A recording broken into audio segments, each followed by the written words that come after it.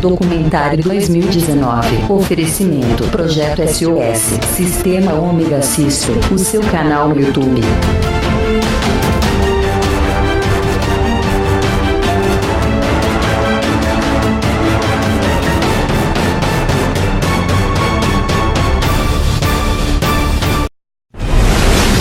Tsunamis que suprimem nossos melhores sistemas de defesa. A escala de destruição foi absoluta. Vulcões que matam milhões.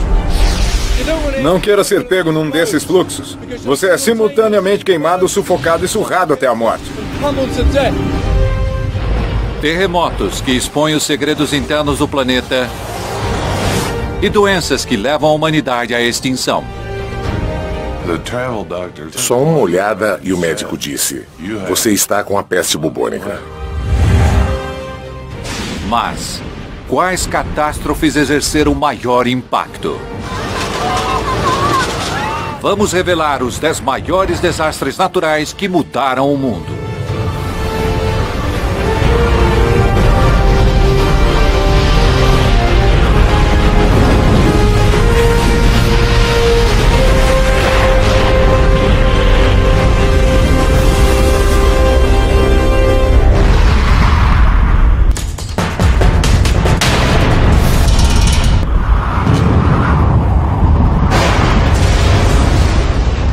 Um desastre natural.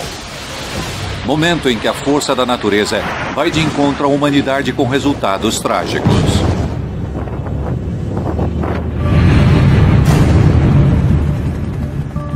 Juntamente com alguns dos maiores especialistas do mundo, fizemos uma lista dos 10 desastres mais devastadores de todos os tempos. 2, 1. Desastres são classificados pela magnitude, pelo legado, pelo número de mortes e pelos custos econômicos dos estragos que causam.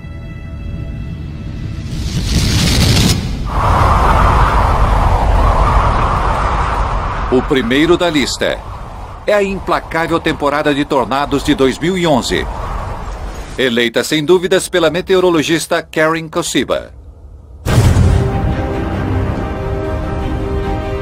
Primavera na região central dos Estados Unidos. Tornado no solo de Astola, Texas. Uma vasta região do Texas, as pradarias canadenses se transforma em corredor de passagem de tornados.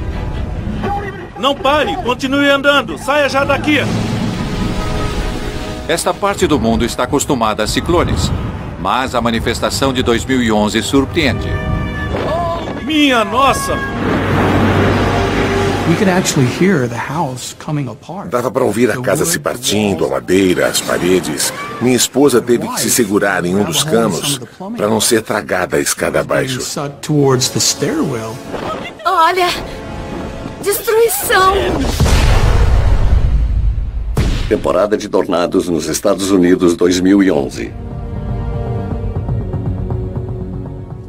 Registro dados de tornados há mais de 7 anos e não vi nada como a temporada de tornados de 2011. Especialistas em clima, como Karen, estão começando a entender como um tornado se forma.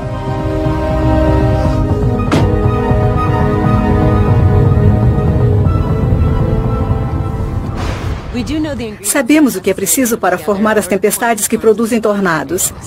São necessários principalmente 3 ingredientes. Em primeiro lugar, uma massa de ar muito instável. Também um cisalhamento do vento, ou seja, vários redemoinhos altos na atmosfera. E em terceiro, é preciso um gatilho, algo que inicie essas tempestades. Em 2011, os 3 fatores se unem para criar um perfeito celeiro de tornados.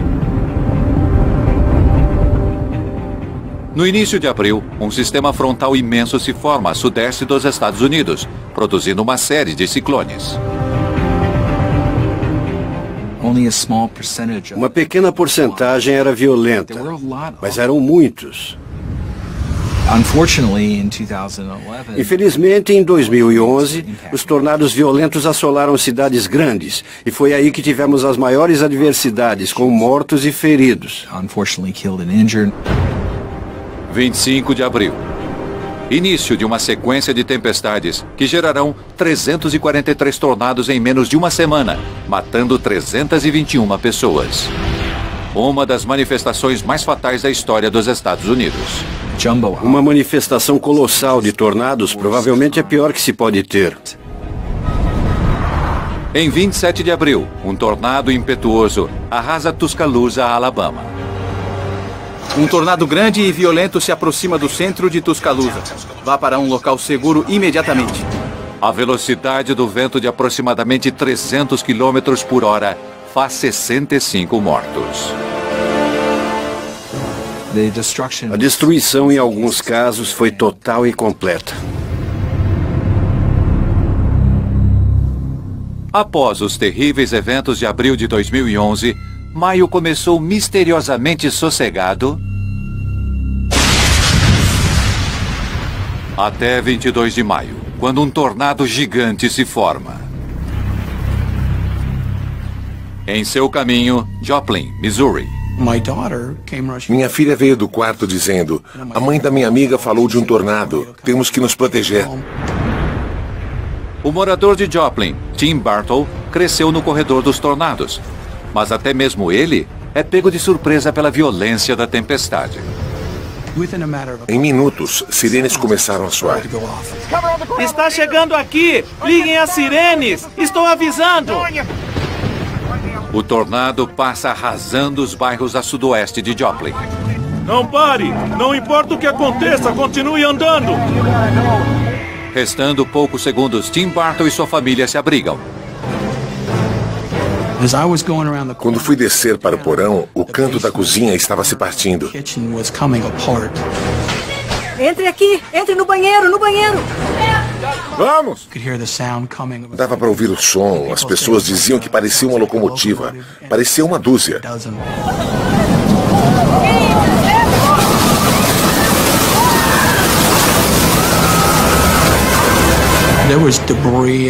Entravam escombros, pedaços de madeira, lama, barro, chuva, vidro, pedras e tijolos pela porta. E passavam por nós. E aí percebi que o tornado estava bem em cima da gente. Dava para ouvir a casa se partindo.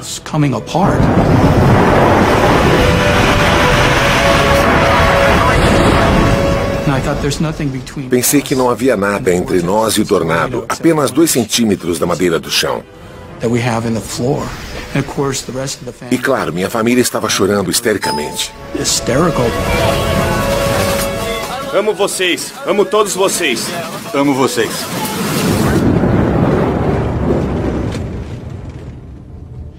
Intensos movimentos ascendentes levantam todo tipo de escombro, casas e carros, criando um ambiente muito perigoso, escuro e volátil.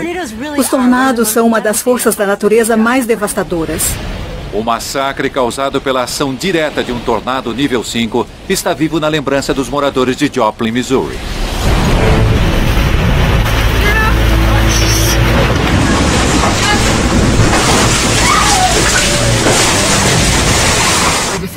O sul de Joplin foi arrasado. Casas pelos ares, pessoas jogadas longe, com certeza mortos e feridos. Tudo se foi, se foi. Eu não sabia a gravidade, mas tínhamos sobrevivido à incidência direta. Inacreditável. Vejam as casas. Foi quando vi pela primeira vez o que havia acontecido. Com ventos a mais de 320 km por hora, a energia liberada é equivalente à detonação de uma bomba de 10 toneladas. Tem alguém aí? Olá! Vem aqui, querida. Venha. A casa não existia mais, a cozinha tinha sido destruída e havia partes de outras casas na nossa cozinha. E no meio do entulho, dava para ver um braço aqui, uma perna ali.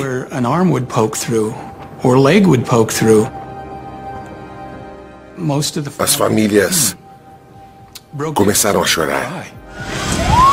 Deixando 158 mortos, o tornado de Joplin é o mais fatal dos registros modernos. E com mais de 2,8 bilhões de dólares em danos, também é o mais caro. Os 758 ciclones de abril foram o maior número registrado em um mês. Por essas razões, Karen Kosiba classifica a temporada de tornados de 2011 entre os 10 maiores desastres naturais. Além dos muitos tornados nos meses de abril e maio, tornados atingiram áreas habitadas e não era qualquer tornado, mas os tornados com as maiores velocidades de vento. São esses fatores que tornam essa temporada tão devastadora. Total de tornados, 1.691. Custo, 10 bilhões de dólares. Número de mortes, 550.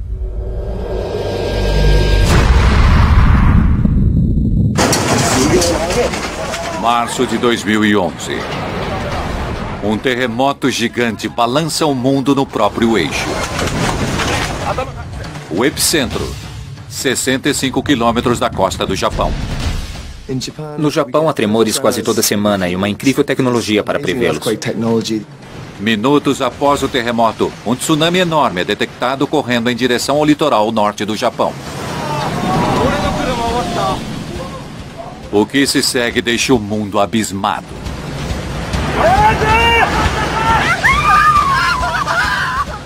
Destruição absoluta, nenhum prédio ficou de pé.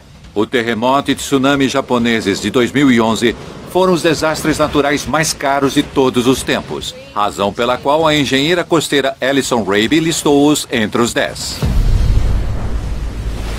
Terremoto e tsunami no Japão. O Japão tem um longo histórico com ondas grandes. A palavra tsunami significa em japonês onda de porto. E devido a esse histórico, o Japão tem um dos sistemas de proteção mais sofisticados do planeta. O Japão está localizado sobre 4 grandes placas tectônicas. Por isso a área é tão volátil geologicamente. E os japoneses são tão preparados para enfrentar essa ameaça. Então, o que deu errado em 2011? Os problemas começaram em 11 de março. Os sistemas de detecção de terremotos previram um enorme tremor de 7,2 graus.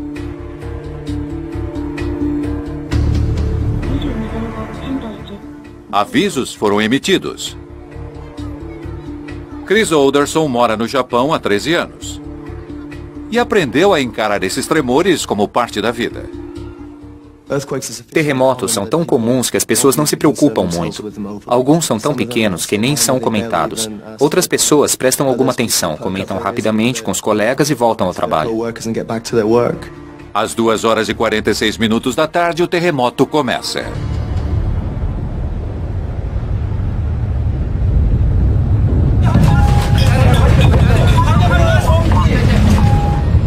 O tremor de 9 graus é 100 vezes mais forte que o previsto. Você espera que eles passem, como sempre, mas só cresceu em força e intensidade, de um modo nunca presenciado por ninguém. É o maior terremoto da história do Japão, um dos 5 mais fortes já registrados. O epicentro do terremoto está a 65 quilômetros da costa leste do Japão, onde 300 quilômetros da crosta terrestre sobem 5 metros. É um fenômeno sísmico conhecido como terremoto megatrust submarino. A força das ondas de choque é tão enorme que o Japão se move 2,5 metros e o eixo do planeta é deslocado em 18 centímetros. Apesar da magnitude do tremor, medidas de prevenção limitam o estrago. O povo japonês é muito educado com relação ao comportamento durante esses desastres. Embora houvesse preocupação, não havia o pânico esperado. Tudo indica que a tecnologia protegeu os japoneses. Mas o terremoto é apenas a primeira fase do desastre duplo que enfrentariam naquele dia. O tremor origina um tsunami que se dirige ao litoral norte do Japão. Alison Raby está estudando porque os eventos de 2011 se transformaram em um dos piores desastres do tipo, a ponto de ficar entre os 10. Vamos simular um megathrust usando esta prancha articulada aqui, que representará a extremidade da crosta que se eleva nesse tipo de ruptura. Essa placa vai saltar repentinamente e levantar uma enorme massa de água. 3, 2, 1.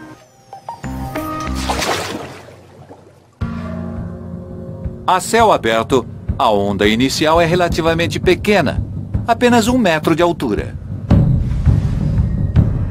Mas, ao se aproximar da praia em águas mais rasas, a velocidade diminui e a altura aumenta.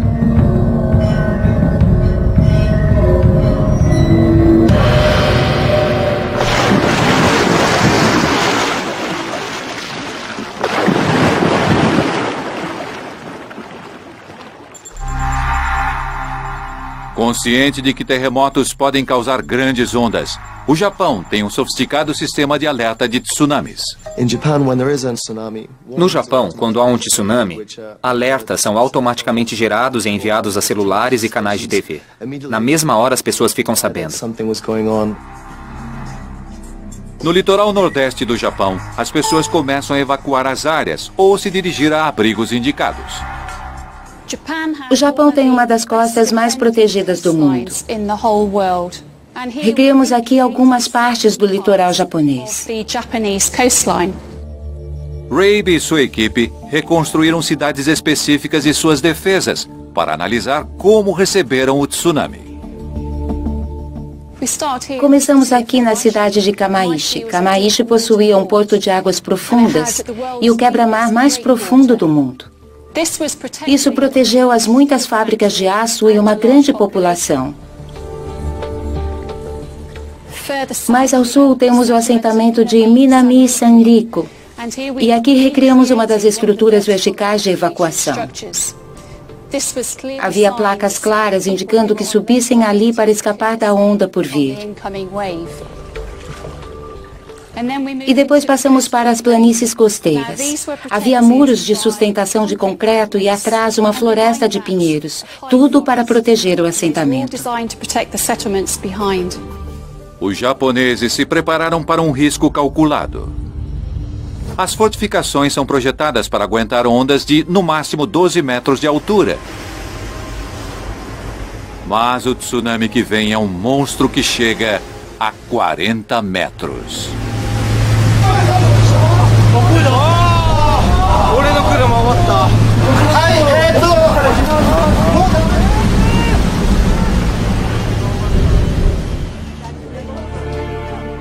Em Tóquio, Chris Alderson está chocado com o que vê. Vendo as imagens de centenas de milhares de pessoas perdendo as casas e sendo arrancadas de suas vidas cotidianas, foi algo que nenhum de nós compreendeu. Ellison Rabe recria o tsunami em miniatura.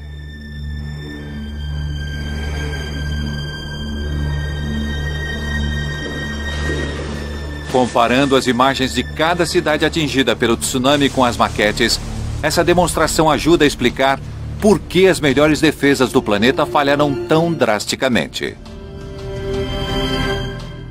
Além das árvores não conseguirem segurar a onda, as toras se somaram aos escombros, tornando o tsunami ainda mais fatal.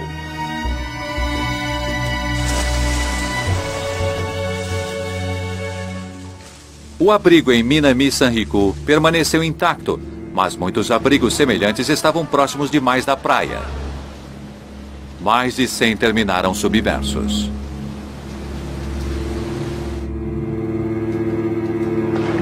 E após a passagem do tsunami, o avançado quebra-mar de Kamaishi se despedaçou.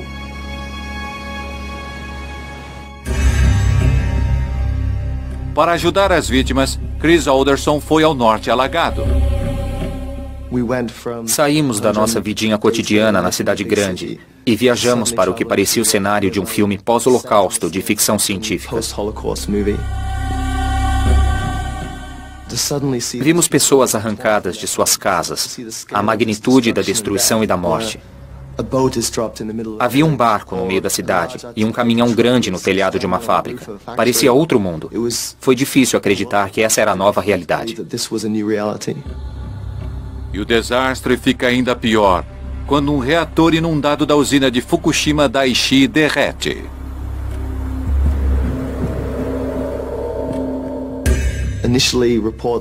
No início, os relatórios não eram confiáveis. Não tínhamos certeza do alcance da radiação, nem se a situação ia piorar ou ser controlada. Graças à coragem dos funcionários da usina, a situação foi controlada.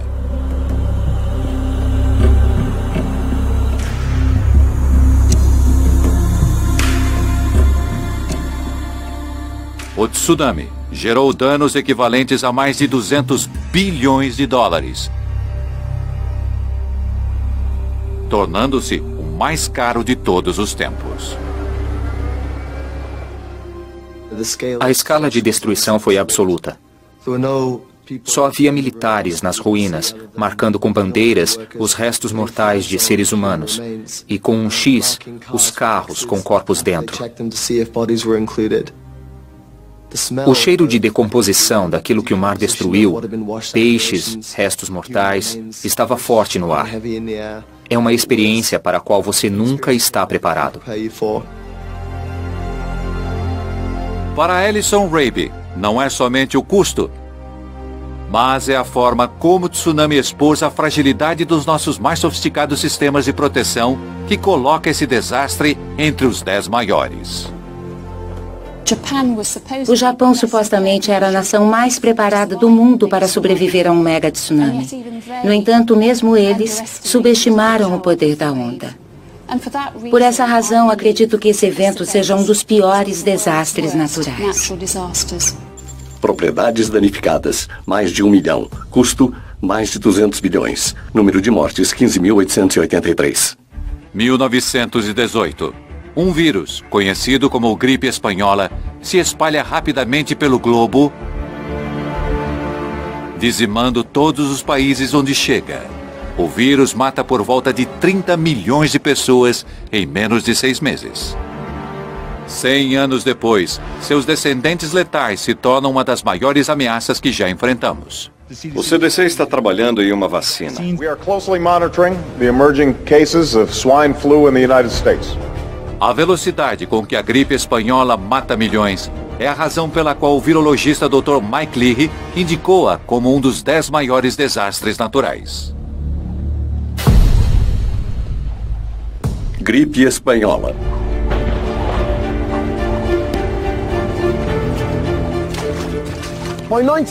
Em 1918, a Primeira Guerra Mundial estava chegando ao fim. Por 4 anos, o mundo se viu em um conflito centrado nos campos de batalha da Europa. Cerca de 9 milhões de soldados perderam a vida. Mas esses guerreiros estavam para enfrentar um inimigo bem mais mortal que qualquer adversário humano. Na primavera de 1918, um surto de influenza faz algumas vítimas registradas, mas em meio ao massacre dos combates, tais baixas não são prioridade. Sem que a linha de frente note, o vírus que causa a gripe está se tornando muito mais letal. No próximo surto da gripe, no inverno do mesmo ano, uma luz vermelha se acendeu. Mas desta vez era diferente. O desenvolvimento da doença era preocupantemente rápido, com algumas mortes nas primeiras 24 horas. Até mesmo os médicos preparados para a guerra se assustaram com essa morte terrível. Os pulmões de muitas vítimas continham tanto líquido que eram comparados pelos patologistas aos pulmões dos afogados. Era o início de uma pandemia que afetaria praticamente todos os países do mundo e deixaria dezenas de milhões de mortos. Nos países em guerra, as notícias sobre o surto eram limitadas. Mas a doença foi muito divulgada na neutra Espanha, ganhando o nome de gripe espanhola. Leahy acredita que as condições nas trincheiras podem dar pistas sobre sua origem. O surgimento de novas doenças virais pode ser frequentemente provocado por interações entre grandes números de pessoas e animais, como porcos. Quando humanos são infectados por um vírus de gripe animal, uma cepa totalmente nova do influenza pode ser criada. Daí vem os nomes gripe suína e gripe aviária. Não é difícil de imaginar o surgimento de um novo vírus durante a Primeira Guerra Mundial, quando grandes quantidades de soldados se alojavam próximo a animais, geralmente na presença de gases que poderiam ser mutagênicos. Em um grupo abarrotado de homens, a doença se espalha. No exército americano, 1 milhão de homens se contaminam com o vírus. Mas a epidemia nas trincheiras é só o começo. Em 11 de novembro de 1918, a paz é declarada. As tropas retornam e involuntariamente espalham a doença por todo o globo, causando uma pandemia. Celebrações em massa aceleram a transmissão e cerca de 1 bilhão de pessoas, metade da população do mundo na época, se infecta. Um dos aspectos mais assustadores da epidemia de 1918 foi a maneira como derrubava os mais jovens. A mortalidade entre 15 e 34 anos era 20 vezes maior que as outras gripes. Por que a gripe espanhola era tão fatal para quem era supostamente mais saudável? Compreender como o vírus ataca o corpo pode ser a resposta. A questão da gripe espanhola e de outras pandemias é que o sistema imunológico ataca o revestimento do pulmão e líquidos e fluidos vazam. As pessoas começam a se afogar nos próprios fluidos. Devia ser horrível de passar por isso e de observar também. Há muitas descrições na literatura médica de pacientes ficando lentamente azuis. Enfermeiras e médicos já sabiam que esse era o fim. E não era exclusividade dos mais fracos e velhos, muito pelo contrário. Com certeza. Ser jovem e saudável contribuía, porque o que causava o dano aos pulmões era, em parte, o sistema imunológico e a chamada tempestade de citocina. O sistema imunológico começava a prejudicar os pulmões, o que permitia a entrada de líquidos e fluidos e o literal afogamento. Os vírus, descendentes da gripe espanhola, ainda arrebatam vidas no século XXI. Em 2009, a gripe suína H1N1 mata mais de 500 mil pessoas, levando a Organização Mundial da Saúde a dar o alerta de pandemia mais alto. A gripe suína é apenas uma das muitas doenças que remontam ao surto da Primeira Guerra Mundial. Outras doenças podem ter feito mais vítimas, mas nenhuma com tal velocidade. Em 12 meses, a gripe espanhola tomou a vida de 20 a 100 milhões de pessoas. Potencialmente, 10 vezes mais que o número de mortes de soldados durante 4 anos de guerra. Nos Estados Unidos, a epidemia reduziu a expectativa de vida em 10 anos. São estatísticas assustadoras que colocam a gripe espanhola na lista dos maiores desastres naturais. Contaminação global. Pessoas infectadas, 1 bilhão. Número de mortes até 100 milhões.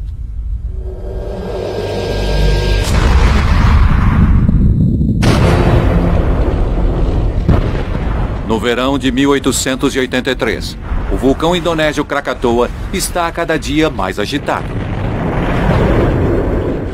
Em breve explodirá em meio às águas num espetáculo terrível que garantirá seu status emblemático. O professor Nick Petford lista esse primeiro desastre global entre os 10 maiores devido ao curso dramático que leva ao nascimento da vulcanologia.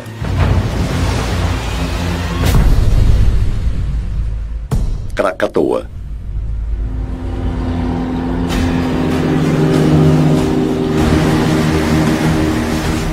Petford viaja até onde se localizava o lendário Krakatoa.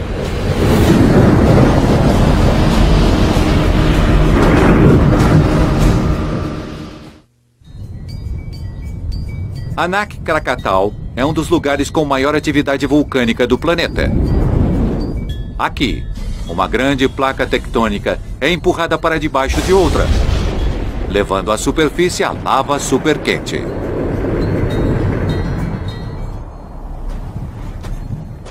Desde os anos de 1950, o vulcão cresceu, em média, 4 metros por ano. Anak Krakatau é um clássico vulcão em forma de cone com um pico. Mas em 1883, o vulcão Krakatoa continha 3 picos separados. As pessoas achavam que eram 3 pequenos vulcões. Grande equívoco, porque debaixo desses vulcões havia apenas uma câmara de magma que, quando entrou em erupção, liberou energia suficiente para explodir toda a ilha.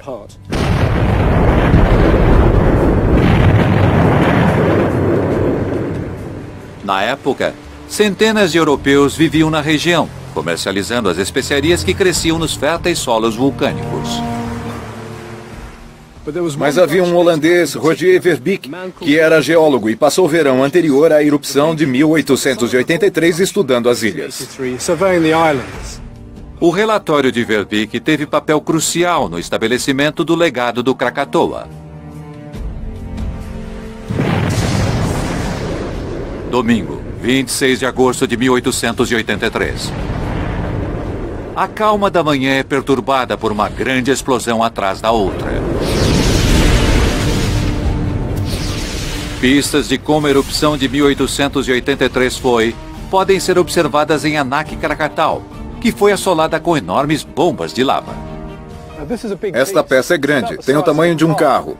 E ao meu redor há 2 ou 3 bombas semelhantes. Mas em 1883, com Krakatoa em plena erupção, o céu deve ter ficado cheio de centenas de bombas como esta, voando não apenas metros, mas dezenas de quilômetros. Literalmente caiu uma chuva de fogo. Às 2 da tarde, uma nuvem negra, 3 vezes maior que o Monte Everest, surge do vulcão. Sabemos através dos relatos de testemunhas oculares as consequências imediatas. O céu escureceu, o dia virou noite porque muitas cinzas e poeira foram jogadas na atmosfera. Mas os efeitos foram sentidos muito além da Indonésia. As pessoas falavam de um pôr-do-sol estranho, com cores vivas, em Londres, Paris e Nova York. Tudo isso tinha a ver com a erupção vulcânica de 1883. 27 de agosto, 5 da manhã. 4 erupções monstruosas rasgam o vulcão. A força da explosão é 13.000 vezes maior que a da bomba lançada em Hiroshima. O som gerado é o mais alto registrado na história. Jorram das erupções explosivas bilhões de toneladas de rocha pulverizada, cinzas escaldantes e gás que corre para longe do vulcão. Calcula-se que esses fluxos piroclásticos têm força suficiente para escalar mais de 800 metros, 2 vezes o tamanho do Empire State. Talvez esperassem que o fluxo piroclástico fosse contido ao atingir o mar, por causa da água, mas não é o caso. Algumas vezes, se forte e quente o suficiente, o fluxo piroclástico pode atingir o mar e continuar viajando. Forma-se uma fumaça diante do fluxo que o protege da água. Sabemos que foi o caso na erupção de 1883, porque naquela manhã, os moradores de um vilarejo chamado Kitimbang se reuniram para assistir ao espetáculo. Em minutos, a massa super rápida e quente de escombros cruza 40 quilômetros de água em direção a Kitimbang. Provavelmente a última coisa que viram foi um fluxo piroclástico surgindo das ondas. Não queira ser pego num desses fluxos. Você é simultaneamente queimado, sufocado e surrado até a morte pelas pedras. Cerca de 1.000 moradores de Kitimbang morrem instantaneamente. E o desastre ainda não acabou. Durante os últimos espasmos, o vulcão Krakatoa ruiu no oceano. A queda gera um tsunami de proporções épicas que viaja a 320 km por hora. Em seu caminho, o pequeno assentamento javanês de Anger.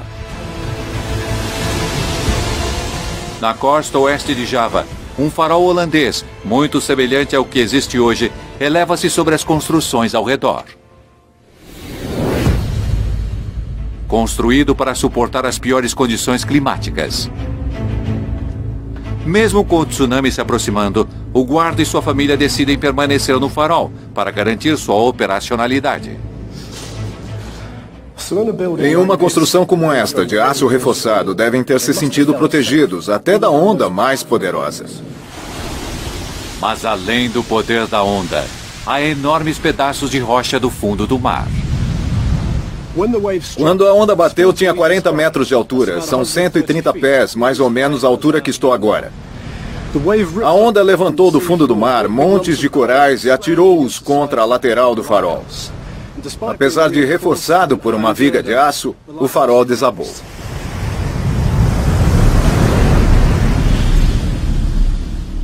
Esses tijolos são o que restou do desafortunado farol. Milagrosamente, o guarda do farol sobreviveu. Mas a esposa e a criança sucumbiram na água, junto com dezenas de milhares de pessoas. É o tsunami criado por um vulcão mais destrutivo da história. No pôr do sol de 27 de agosto de 1883, o Krakatoa não existe mais. O vulcão explodiu e se extinguiu.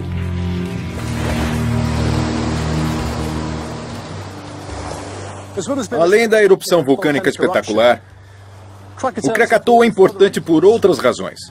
Pouco antes da erupção, cabos telegráficos submarinos haviam sido colocados entre Jakarta e o resto do mundo. Quando houve a erupção, as pessoas puderam acompanhar em tempo real como faríamos hoje pela internet. Nesse sentido, o Krakatoa foi o primeiro desastre global registrado. O geólogo holandês Roger Verbeek também exerceu um papel crucial na elevação do status do Krakatoa. Após a erupção, o relatório dele foi tão criterioso que serviu de base para uma nova ciência, a vulcanologia. Por essas razões, o Krakatoa está entre os 10 maiores desastres naturais de todos os tempos.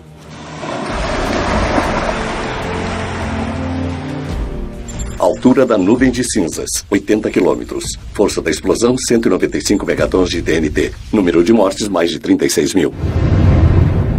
Em 24 de agosto de 2005, uma tempestade tropical se forma sobre as Bahamas.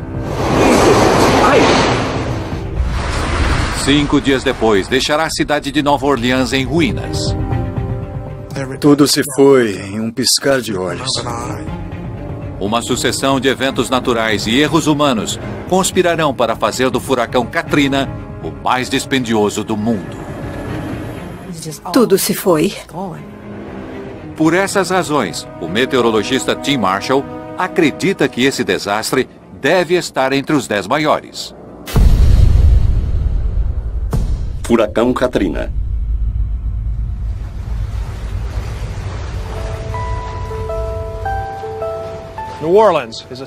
Nova Orleans é uma cidade cercada por água. Há 300 anos, era apenas um assentamento na barragem do rio Mississippi, muito acima do nível do mar.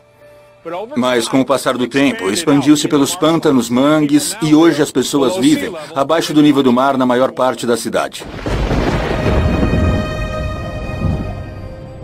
Com grandes áreas da cidade abaixo do nível do mar, as pessoas estão especialmente vulneráveis aos furacões.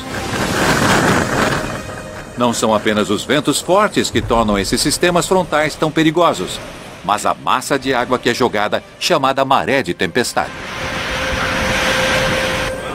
Muitas mortes em furacões se dão por afogamento.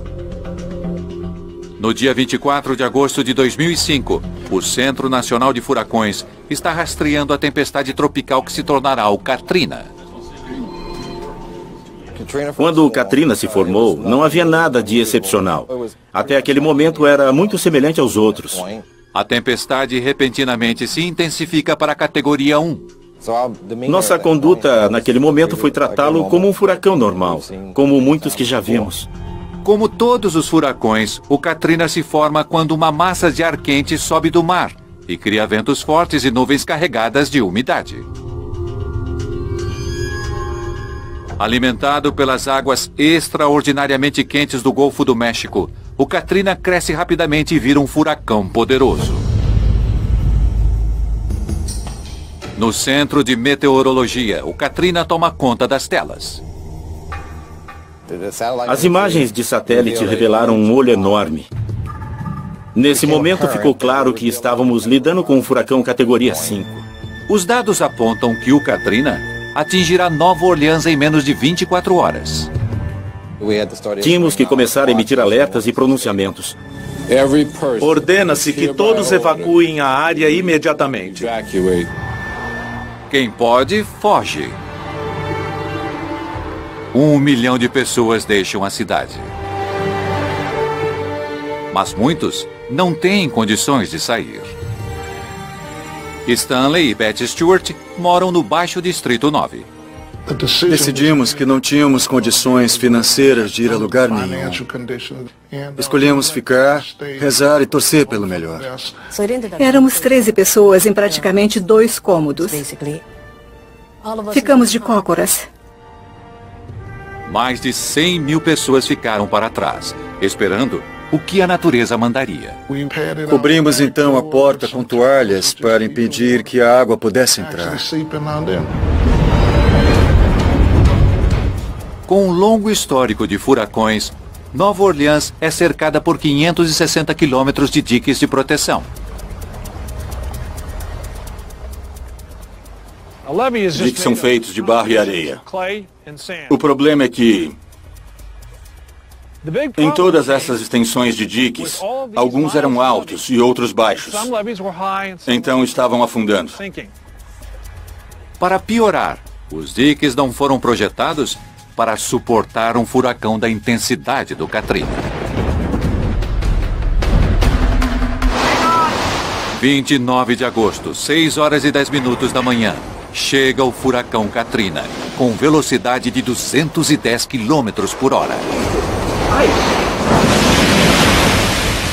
Com ondas de até 8 metros de altura, é a maior tempestade a castigar a costa do Golfo dos Estados Unidos. Nova Orleans é inundada. Ouvíamos as ondas passando por cima do telhado. Quem ficou preso ali não sabe o que fazer. Não entrem em pânico. Mantenham as crianças abaixadas. Meu irmão olhou para mim e eu disse: temos que rezar, porque o que vemos parece ser o nosso último dia no planeta. 2 da tarde, os moradores do Baixo Distrito 9 têm um problema grave. Está tudo inundado por aqui. Estamos com muitos problemas, muitos problemas. Algumas pessoas naquele momento estavam debaixo de 6 metros de água. Alguns amigos que ficaram em casa perderam a vida. 30 de agosto. O furacão vai embora. Os principais meios de comunicação estão fora de serviço. Nos perguntávamos se éramos apenas nós ali ou se tinha sobrado mais alguém.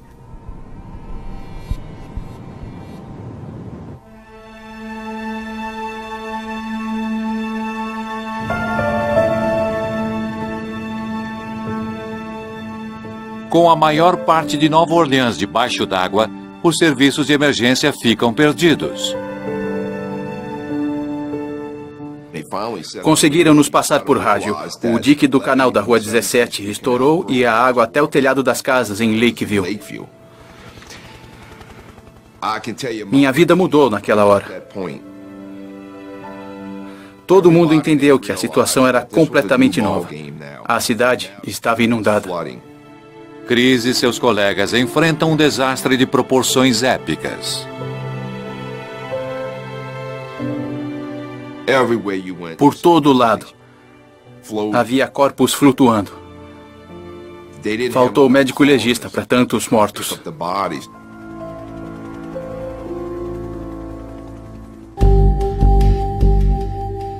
Os sobreviventes estão acampados no Superdome e no centro de convenções. As condições no centro de convenções estavam insuportáveis. As pessoas achavam que o abrigo teria luz, comida, roupas ou água, mas não havia nada. As pessoas foram literalmente abandonadas nas ruas. As mais de 46 mil pessoas não tinham opção a não ser se virar. As pessoas morriam por falta de recursos. Nós pensávamos, meu Deus, será o fim do planeta? Será o fim da vida?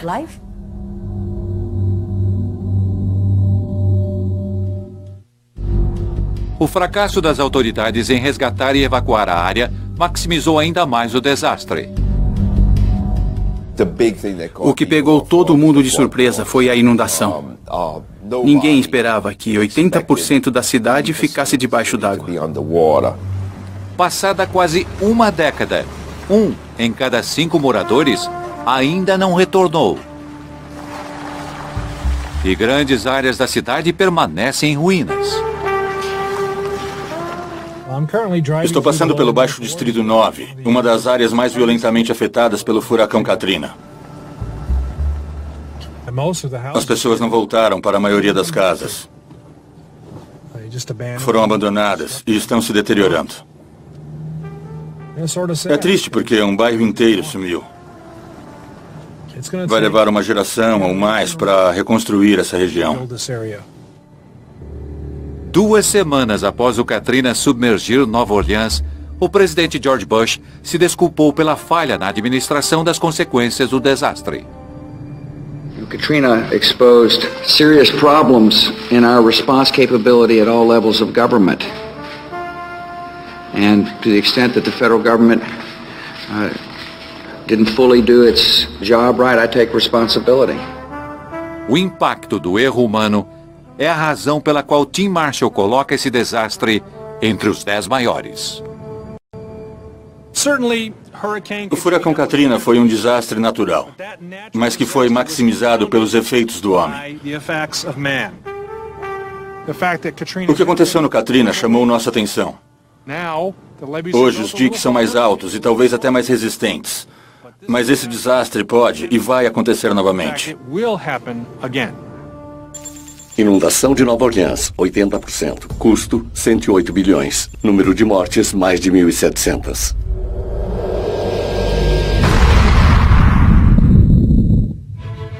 A Terra era assim no fim da última era glacial.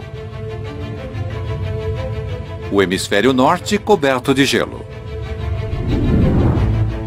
A Europa praticamente irreconhecível. Mas evidências sugerem que o mapa mundi está prestes a ser redesenhado por um mega dilúvio de proporções bíblicas. O oceanólogo Simon Boxall fica fascinado com a ideia de uma enchente que alterou o planeta e a indicou para a lista dos 10. A grande enchente. Esse desastre começa há 10 mil anos, no final da última era glacial. Uma geleira gigantesca cobrindo a área que hoje é o Canadá está derretendo. Com o degelo, forma-se um vasto lago de água doce, maior que o Texas. Certo tempo, a água foi contida por um paredão de gelo. Mas há 8.500 anos, esse gelo cedeu, despejando essa massa de água colossal nos oceanos de todo o mundo.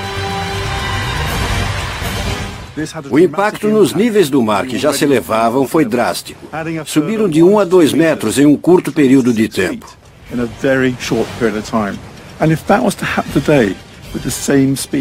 Se isso acontecesse hoje na mesma velocidade, devastaria Londres, Nova York. Na verdade, impactaria todas as nações litorâneas do mundo.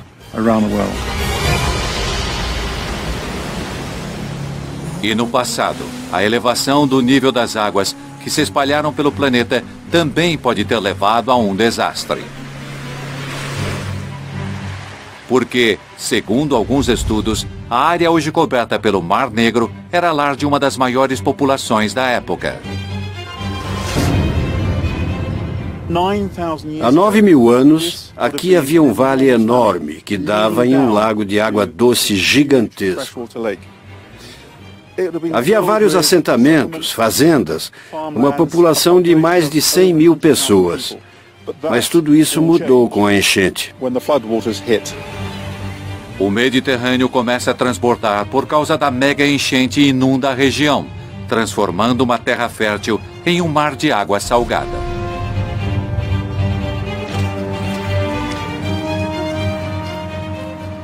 Simon Boxall se encontra com Konstantin Cherev, que em 2011 participou de uma pesquisa no Mar Negro que o levou a uma descoberta surpreendente. Quando escaneamos o fundo do mar, encontramos uma formação muito incomum. Um tipo de morro circular, pouco comum no Mar Negro. Então decidimos mandar uma sonda para pegar uma amostra. Ao examinar cuidadosamente a amostra, os cientistas fizeram uma descoberta inesperada: minúsculos pedaços de madeira. Quando analisamos a madeira e datamos com o carbono, descobrimos que era de 9.000 anos atrás. De onde acham que veio? O cenário mais empolgante é que esse morro submerso seja um assentamento humano, porque o tamanho, o formato e a altura batem exatamente com os assentamentos de terra encontrados em todo o leste europeu. Cherev está certo de que a área que hoje está debaixo de 90 metros de água já foi terra firme. Tenho certeza absoluta disso. Para saber mais sobre o povo que habitava a região quando houve a enchente, Simon Boxall teve raro acesso a um incrível achado arqueológico.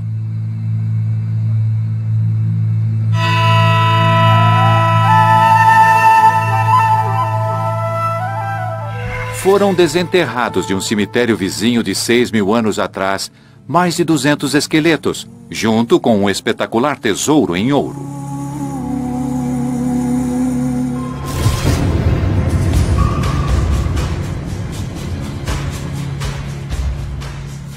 O especialista Risto Smolenov acredita que joias feitas com tamanha precisão são prova de uma civilização avançada. Por exemplo, estes são dois objetos em ouro, separados e muito diferentes. No entanto, se encaixam perfeitamente. Isso é mais do que se espera de uma cultura de 7.000 anos. É uma supercultura. É incrível ver a precisão das medidas em uma cultura tão antiga. Risto acredita que essa supercultura vivia na passagem da mega enchente.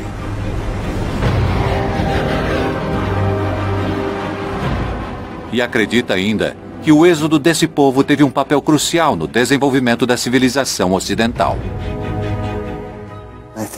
Acho que a migração dessa supercultura, devido aos eventos catastróficos que ocorreram, é responsável por uma migração do conhecimento também. Se Smolenov estiver certo, é possível que a dispersão dessa antiga civilização tenha plantado a semente das culturas egípcias e grega, que se desenvolveram 2.000 anos depois. Simon Boxall está convencido do efeito profundo que essa mega enchente teve na humanidade. Essa enchente dispersou uma civilização prolífica, provavelmente uma das primeiras que conhecemos. Mas essa enchente pode ter catalisado nossa civilização moderna. Por essa razão, acredito que essa enchente do passado mereça estar entre os 10 maiores desastres naturais do mundo. Volume de água, 10 milhões de quilômetros cúbicos. Elevação do nível do mar, 1,5 metro. Pessoas desalojadas, quase 150 mil. 1906. São Francisco é a maior e mais poderosa cidade da costa oeste dos Estados Unidos. Mas esses habitantes não sabem que estão vivendo sobre uma bomba relógio. Tudo está prestes a mudar com um grande tremor.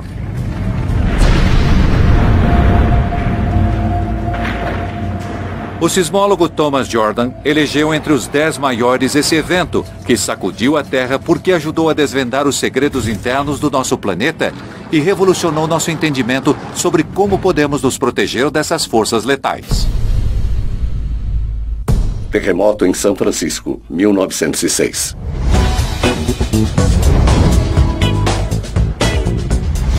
Dias de hoje em São Francisco. As famosas ruas em zigue-zague são uma pista de quão geologicamente ativa é a região. As ladeiras em São Francisco e pela Baía de São Francisco nos fazem lembrar que as forças que dão origem a elas são as mesmas que deram origem ao terremoto de 1906. Na época, é claro, que as pessoas não compreendiam que esta linda topografia estava relacionada a terremotos. Isso se tornaria evidente em 18 de abril de 1906. Na noite de 17 de abril, o famoso tenor Enrico Caruso se apresenta na Ópera de São Francisco. Em poucas horas, a cidade orgulhosa se transformará em uma área de desastre. Às 5 da manhã estava tudo calmo. E de repente, às 5h12, veio o terremoto. Um terremoto de 7,8 graus sacode a cidade.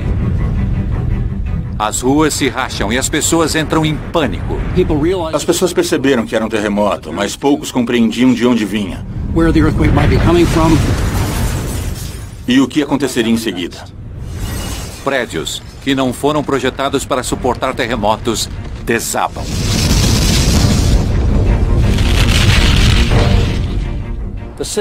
A prefeitura era o maior prédio a oeste do rio Mississippi. O que os homens levaram 25 anos para construir, o terremoto destruiu em 2 minutos.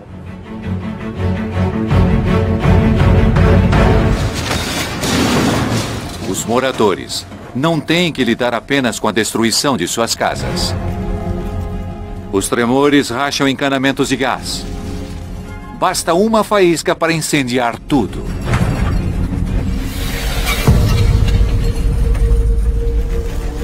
Em poucas horas, o inferno consome São Francisco.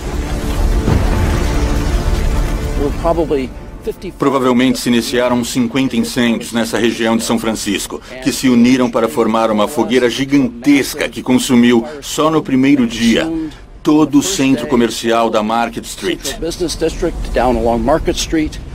E as chamas se espalharam no segundo e terceiro dia, a oeste e norte, até Fisherman's Wharf. Durante aqueles 3 dias, a cidade foi praticamente destruída pelo fogo. Após 3 dias, o fogo se extingue sozinho, deixando um cenário de destruição total. 80% da cidade está em ruínas. Mas o que houve em seguida é o que coloca o terremoto de 1906 entre os 10 maiores desastres. 3 dias após o terremoto de 1906, antes mesmo dos incêndios de São Francisco se extinguirem, George Pardee, governador da Califórnia, nomeou uma comissão especial para estudar o terremoto e aprender com o ocorrido. Ficou a cargo do professor Andrew Lawson e sua equipe da Universidade de Berkeley conduzir o primeiro estudo abrangente sobre um terremoto. O relatório de Lawson, em 2 volumes, representa um avanço incrível no entendimento de como os terremotos funcionam. Na época, se pensava que a falha geológica que fica próxima a São Francisco tivesse sido causada pelo tremor. Mas o relatório de Lawson confirmou que era exatamente o contrário. Ele culpou a falha de San Andreas pelo desastre de 1906. É uma revelação que ajudou geólogos como Alan Lester a compreender melhor o mecanismo dos terremotos. O desastre do terremoto de 1906 acabou sendo um grande aprendizado para os geólogos sobre como as grandes falhas, como a de San Andreas, se movem. Falhas transcorrentes como a de San Andreas têm a capacidade de produzir muita tensão e estresse dentro da Terra. É como pegar um graveto e envergá-lo, deformando-o cada vez mais. Se essa força for aliviada, o graveto volta, é elástico. Mas há um ponto em que, se a força for grande demais, ele se quebra. Foi o que ocorreu em 1906 e com a maioria dos grandes terremotos que ocorreram na região de San Andreas. Chegou a um ponto em que a Terra não suportou mais a tensão criada e quebrou. Graças ao relatório de Lawson, hoje podemos identificar zonas de grande risco e construir prédios pensando na segurança. Para Thomas Jordan, essa habilidade de superar os perigos de um terremoto remonta ao nascimento da sismologia moderna. No meu ponto de vista, o terremoto de 1906 é o mais importante porque aprendemos, pela primeira vez, fatos importantes sobre a ocorrência dos terremotos. E com esse conhecimento, esperamos conseguir evitar o tipo de destruição que São Francisco viu naquele dia terrível. Magnitude do terremoto, 7,8. Desabrigados, 225 mil. Número de mortes, 3 mil.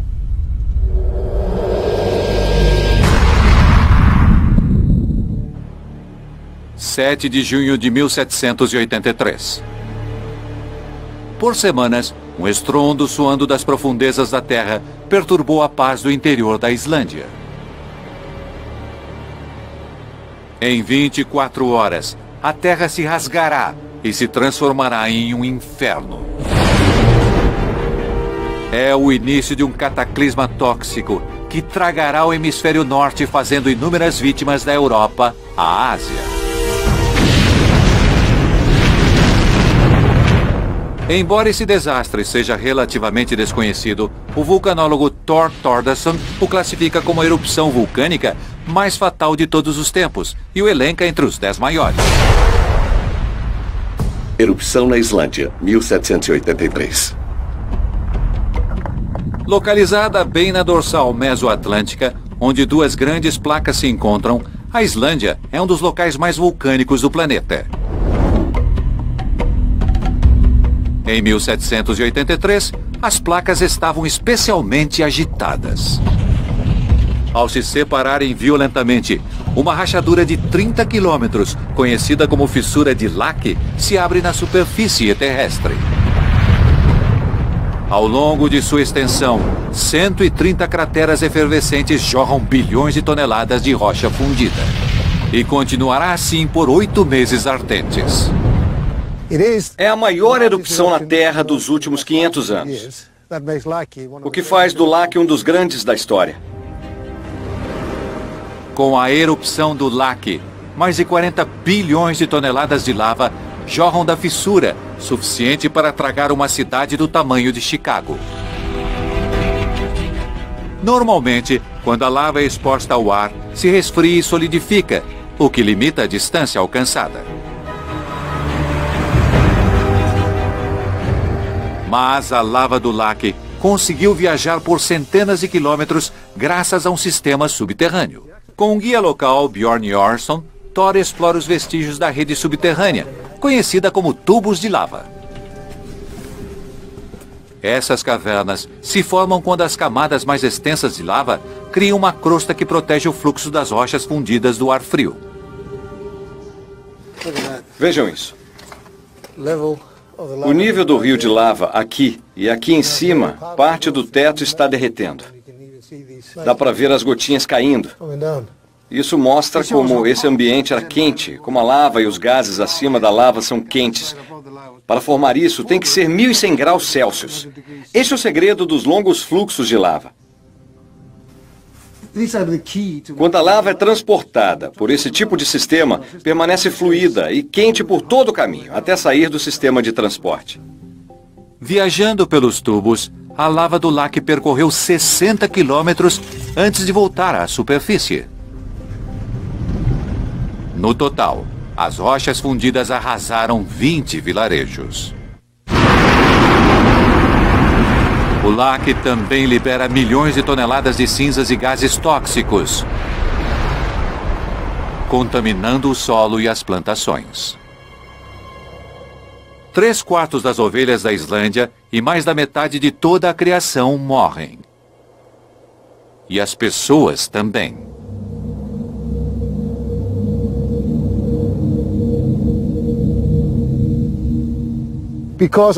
Devido à fome e às doenças, 21% da população da Islândia sucumbiu em consequência da erupção do Lake. Mas a erupção do Lake teria um efeito ainda mais desastroso no resto do mundo. Embora remotos, os vulcões islandeses podem produzir consequências à distância, como provado por eventos recentes. A nuvem do Laki tomou boa parte do hemisfério norte, carregando algo muito mais letal que apenas cinza. Mais de 120 milhões de toneladas de dióxido de enxofre foram emitidos e reagiram com a atmosfera, produzindo aerossóis sulfúricos. Os aerossóis bloquearam o calor do Sol, derrubando a temperatura global. Na Europa, o frio levou à escassez insuportável de alimentos. Alguns especialistas acreditam que isso motivou camponeses famintos a se revoltarem na França, o que levou à Revolução Francesa de 1789. Do outro lado do Atlântico, as temperaturas também caem drasticamente. Na fronteira leste dos Estados Unidos, o inverno de 1783 e 84 é o mais longo e severo já registrado. Fez tanto frio que as pessoas viram gelo no rio Mississippi. A influência nociva do Laki no clima bagunçou o ciclo das monções, levando a um colapso generalizado das safras. 1/6 da população do Egito e muitos por toda a Índia e norte da África morreram de fome. No total, o Laki deve ter causado a morte de mais de 2 milhões de pessoas em 1783. Apesar da localização remota, o Laki exerceu um grande impacto em todo o planeta. Alterou o clima global e causou fome mortal até na África e na Ásia. O impacto na natureza, na atmosfera, no clima, nas pessoas e na história, na minha opinião, torna esse um dos desastres naturais mais importantes. Duração da erupção, 8 meses. Lava lançada, 42 bilhões de toneladas. Número de mortes, mais de 2 milhões. –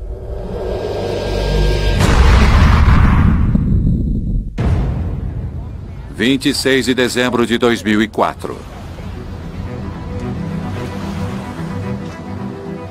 Turistas relaxam nas praias do Oceano Índico. Em apenas 3 horas, a vida de centenas de milhares de pessoas será extinguida. Entre! Pelo tsunami mais mortal já visto. Esse é o desastre que o especialista em tsunami, José Borrero, escolheu para os 10 maiores. Terremoto e tsunami do Oceano Índico. Eu estou em Banda Aceh, extremo norte da ilha de Sumatra, que dá para o Oceano Índico. Este lugar sofreu um dos piores tsunamis da história da humanidade. O Oceano Índico banha a Ásia, a África e a Austrália.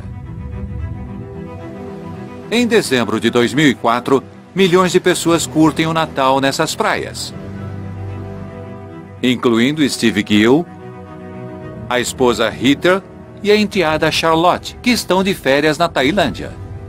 Nós havíamos programado de fazer uma ceia de Natal tradicional. Era tudo novo, acolhedor. Chegava a ser rudimentar e muito tranquilo. Idílico, eu diria. Na cidade indonésia de Banda Aceh, o morador Ed Kenslow visita amigos e famílias. Fui dormir na casa de um amigo, e a casa desse amigo era próxima da casa da minha irmã. Às 8 da manhã do dia 26 de dezembro de 2004, tudo mudou. Próximo à praia, onde a placa australiana entra embaixo da placa eurasiana, mais de 1000 anos de estresse tectônico foram liberados em questão de segundos. O terremoto tem magnitude de 9,1. O terceiro maior já registrado. A placa eurasiana sobe 20 metros, deslocando bilhões de toneladas de água.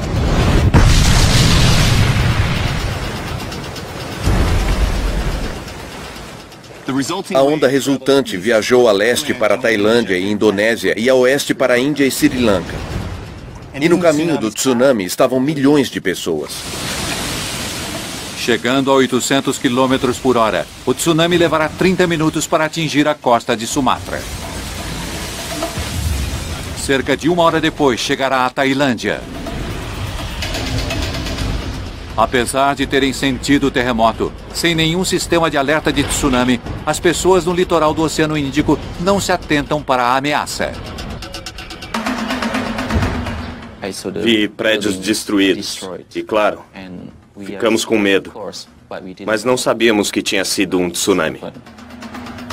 Para quem está de férias na Tailândia, o primeiro sinal do desastre iminente é a estranha visão do oceano desaparecendo.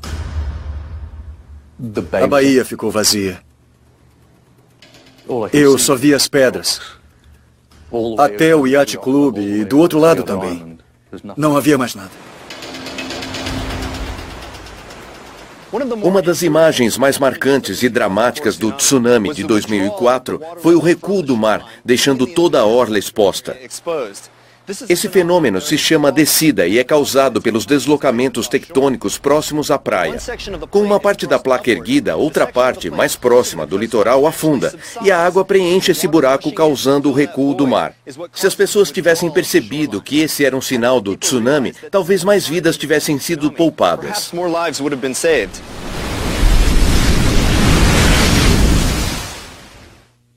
Nessa hora, as pessoas deveriam ter começado a correr.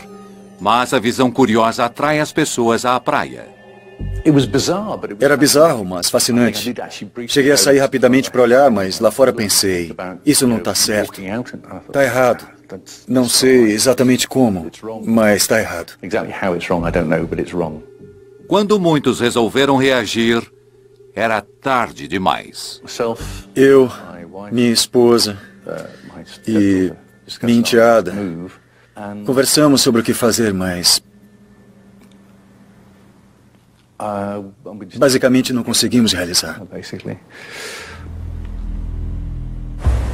Às 8h15 da manhã, o tsunami atinge o norte de Sumatra. A cidade de Banda Aceh, lar de mais de 250 mil pessoas, vivencia toda a sua força. Estou no centro comercial de Banda Aceh e foi desta esquina que algumas das imagens mais dramáticas do tsunami foram feitas. Na rua atrás de mim, o tsunami vem subindo, formando um canal entre os prédios. Vendo o vídeo, vemos que o tsunami avança devagar. Por isso as pessoas conseguem escapar simplesmente correndo ou andando. Mas essa região de Banda Aceh é muito distante do oceano e as pessoas não sabiam o que fazer. A profundidade e velocidade aumentam tanto que o único jeito é subir em algum lugar. E foi isso que esse cinegrafista amador fez. Ele subiu aqui.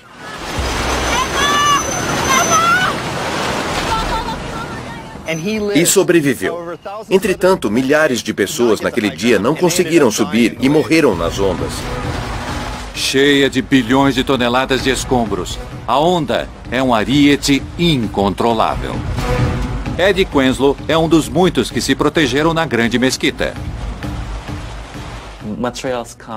Vinham materiais como ferro, pedras, rochas, camas, camisetas, motos, carros. Havia pessoas no meio daquela água e todo tipo de material.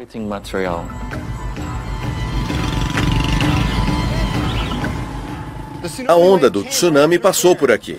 Esses prédios são construções fortes de concreto. Muitos não foram derrubados pelo tsunami, mas a água correu por eles, entre eles, e na verdade formou-se um canal, aumentando a velocidade e profundidade.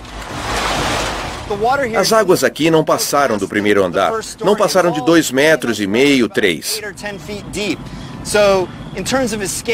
Muitos conseguiram escapar apenas subindo para o segundo andar, como o cinegrafista fez na esquina. Eu pensava, vou morrer. E vi que muita gente precisava de ajuda. Mas eu não podia ajudar, porque era gente demais. Eu vi muitos bebês. Claro que precisavam de ajuda. Às vezes eu pegava e colocava no alto. Não sabia onde pôr, não havia lugar, estava tudo inundado. Era água por toda parte. 30 minutos após atingir Banda Aceh, o tsunami devasta a ilha tailandesa de Phuket. Entre! O bangalô de Steve Gill está bem no caminho. Acho que paramos de falar quando ouvimos o bramido do mar. Não dava para ver ainda. Só vimos a onda quando olhamos para o corredor entre os dois prédios. Estava viajando a uma velocidade estimada de 300 a 500 km por hora.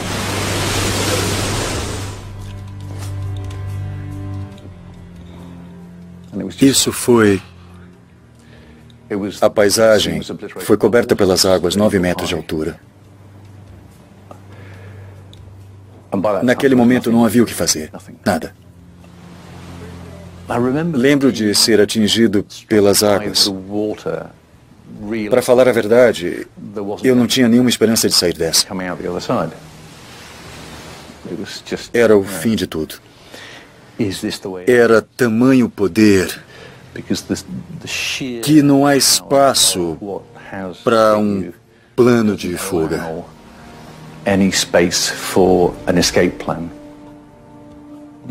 Não há planos para o futuro.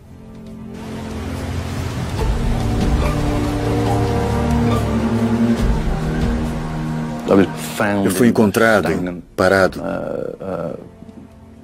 em meio aos destroços, a uns 500 metros.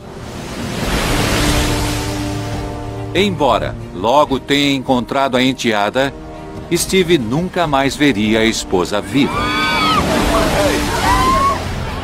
Nos 20 minutos seguintes, 3 ondas gigantes de até 10 metros vão de encontro ao pequeno resort. 1000 toneladas de água invadindo cada metro de litoral. Praia a praia, onda a onda, o tsunami traz morte e destruição. Na Tailândia, faz mais de 5.000 mortos e 3.000 desaparecidos. Na Indonésia, o tsunami acabou com Banda Aceh. Eu não conseguia entender por que eu perdi meu melhor amigo. Eu fiquei pensando, por que Deus não me levou no lugar dele? E minha tia também. Não encontramos os corpos deles. Meu primo, muitos primos faleceram e não encontramos os corpos. No total, as ondas atingiram 14 países do Oceano Índico, fazendo vítimas até mesmo na África. O número de mortes final fará do tsunami de 2004 o mais letal de todos.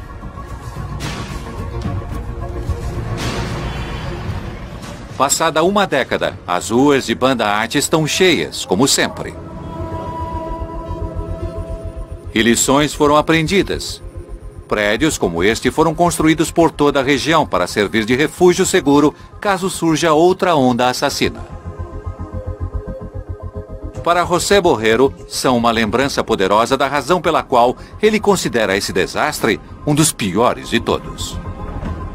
A combinação de um terremoto excepcionalmente grande e um tsunami que causou um número de mortes tão devastador em tantos países torna o tsunami do Oceano Índico de 2004 um dos 10 maiores desastres naturais. Magnitude do terremoto, 9.1. Desabrigados, mais de 1,5 milhão.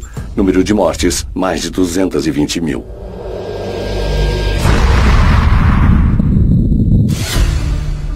O ano é 1348. Por todo o mundo, as pessoas contraem uma estranha doença. Morre tanta gente que a população da Terra fica próxima da extinção. É um assassino ancestral que até hoje pode atacar sem aviso prévio. Eu não podia mexer um dedo. Não conseguia comer, beber, mexer o globo ocular, nem piscar. A historiadora Susannah Lipscomb elegeu a calamidade apocalíptica da peste negra como o maior dos 10 desastres naturais. A peste negra.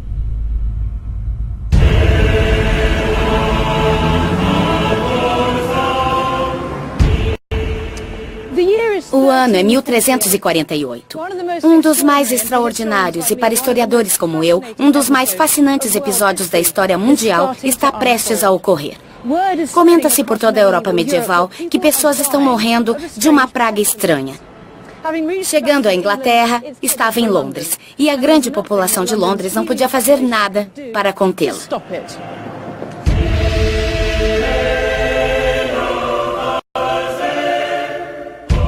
Estranhas protuberâncias negras aparecem no pescoço e virilha das vítimas, chamados bubões. Daí o nome peste bubônica. Em 10 dias de desenvolvimento dos sintomas, mais da metade dos infectados tem uma morte agonizante.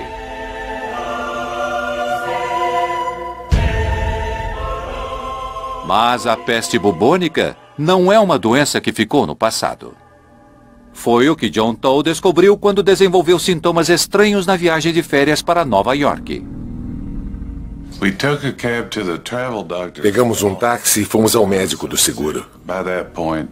Eu já estava tão mal que não conseguia sentar na cadeira da sala de espera. Eu me deitei no chão. Só com uma olhada, o médico disse: "Você está com a peste bubônica." Com a condição piorando rapidamente, John e a esposa Lucinda correram para o hospital. Naquele momento, eu já estava totalmente passado. Sugeriram que eu fosse colocado em coma induzido. Lucinda e eu conversamos um pouco. Achamos que seriam 2 ou 3 dias. Acabaram sendo 90 dias.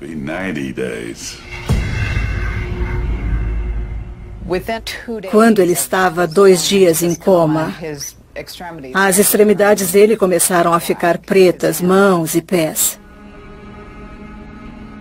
Hoje, no Ocidente, as chances de pegar a chamada peste negra são mínimas. Mas no século XIV, as condições eram perfeitas para a peste se espalhar rapidamente. A população mundial se expandiu drasticamente nos séculos passados. Londres passou de uma população de 15 mil no século XII para 80 mil nos anos de 1300. E todo mundo apinhado entre o rio e as antigas muralhas romanas. Londres estava mais populosa do que nunca. Condição ideal para o surgimento de uma epidemia. As condições eram péssimas. Sem um sistema de esgoto, dejetos humanos e animais corriam pelas ruas como um rio. Apesar da sujeira, a Londres medieval é um próspero centro internacional de comércio como hoje. Isso aqui parece totalmente moderno, mas o comércio faz parte de Londres desde a era medieval. A cidade era lotada. Era um centro comercial.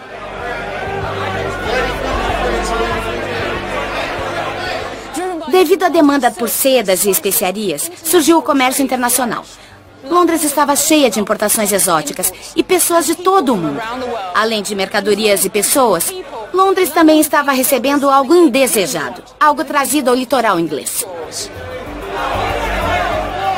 O comércio internacional abre portas para um novo visitante estrangeiro. O rato preto asiático, que prolifera nas ruas imundas de Londres. No dorso desses ratos, pulgas, que hoje sabemos, carregam no estômago a bactéria da peste, Yersinia pestis. Mas no século XIV, sem o conhecimento da origem da peste, as pessoas estão indefesas a essa ameaça invisível. Quando a doença chegou, se espalhou por essa população amontoada e fez um enorme estrago.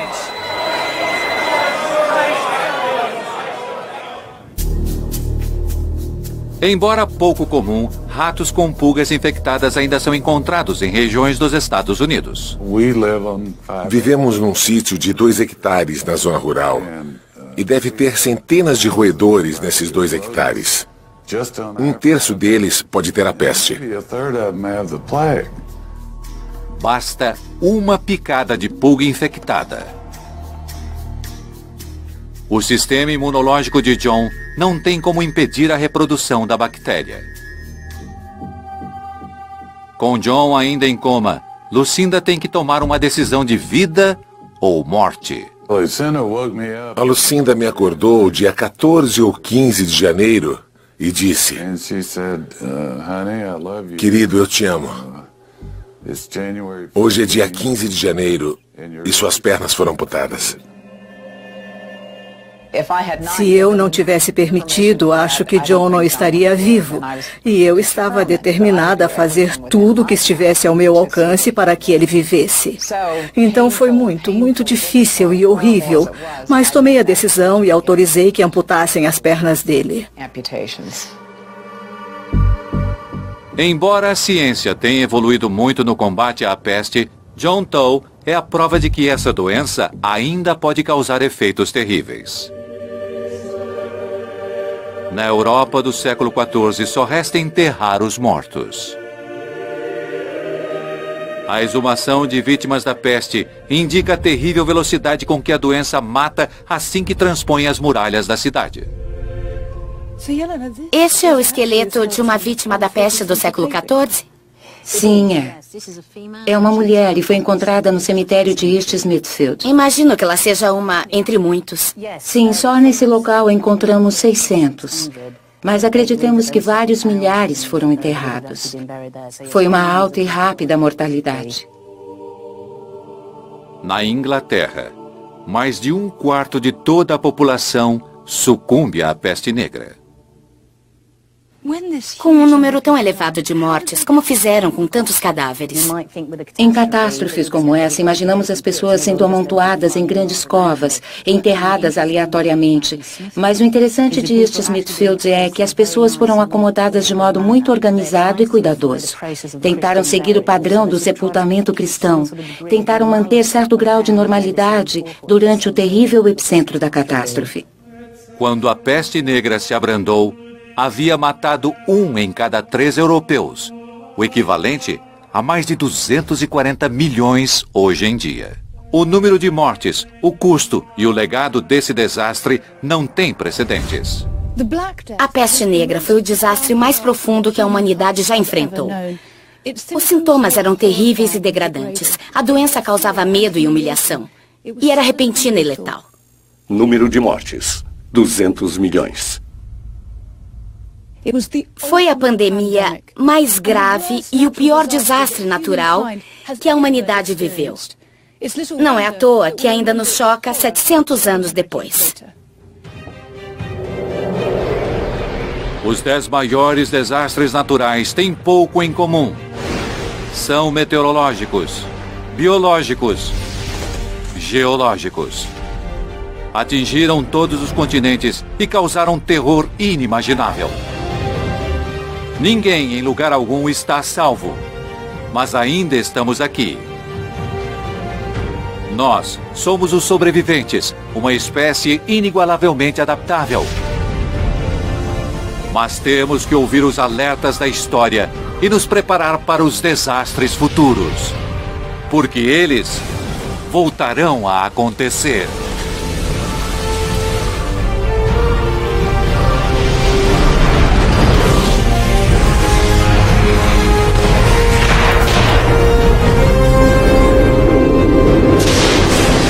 Sistema Omega System, o seu canal no YouTube.